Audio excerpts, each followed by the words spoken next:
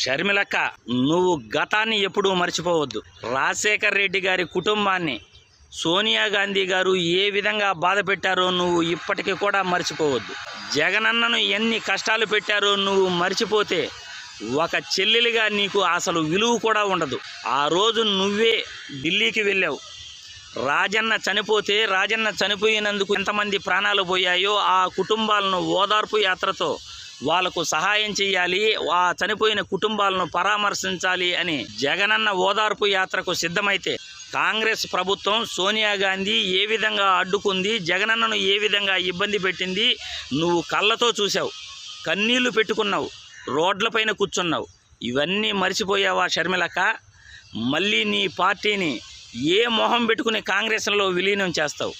ఒక రాజన్న బిడ్డగా పార్టీని నడపలేక నువ్వు కాంగ్రెస్లో విలీనం చేస్తుంటే రాజన్న అభిమానులు